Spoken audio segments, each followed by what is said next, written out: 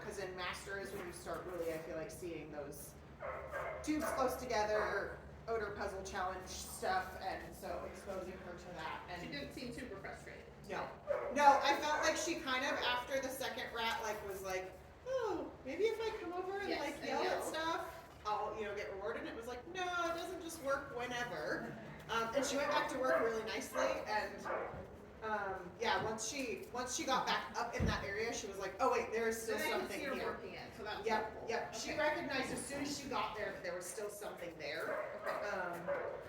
Ideally, eventually, we get her to like keep working that area and find them both before she even leaves the area, but like we don't necessarily want to micromanage and force her to be like, here, check here, here, here before you leave, like, but start to teach her like, you can turn your nose back on and start working, like, and if you smell something else in this area, or she may be able to learn and be one of those dogs that goes, I'm in this area and I smell 3 different rats right now, and be able to identify like where they're at, and because I've seen some dogs, they come in and it's like, there's one here, and then they just go to the next one, and then the next one, and then the next one, and then the next one, and they methodically work their way around the ring finding all rats.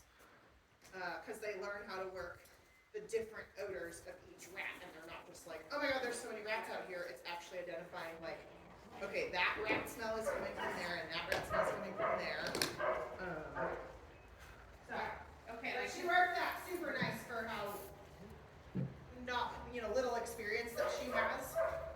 Because as soon as she got back there, a lot of dogs will go back and be like, oh no, that was the one I already got. And they like pause and they dismiss it. And she instantly was like, no, there's definitely still something. Okay. So, good to see. And I don't think I've had the scenario where I can lean on the veil. So I have to remember that. So that was good. Well, and the other thing that gets people, besides like, I think once you do a veil, like you're like, oh, but a lot of people forget and don't realize that like the step is also considered equipment. The only things that really you're allowed to touch when you are inside the ring once your run has started, because once you leave the start box, the run has started.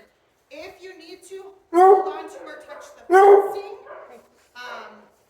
to get your balance or to get through a space or whatever, you can do that. If there are posts or other things inside the ring, which occasionally will happen, if you need to put a hand on one of those or something, you can do that. But the step, a bail, a pool noodle, that will get people. Pool noodle falls off, they're like, oh, let me fix this. Don't touch anything. Just don't. I even actually got warned by a judge because the girl is a bail biter, and she bit a bail to the point where she moved it a few inches, like off the fence, and the course was super tight anyway. So I was like, during my praise reward, I'm just gonna like bump nudge the bail like back into place. And he was at the end of the run, he was like, don't move my bails. And I was like, huh? He goes, your dog moved the bail and you moved it back. Had you moved it to get the rat and then moved it back, would have been fine. But when your dog moves the bail, it stays where your dog moves it to for the remainder of your run. And I was like, you're right, I did do that. And it didn't register to me in the moment, but you were totally right. And I will make a conscious effort not to do that. But for a moment I was like, don't move your bails, what are you talking about?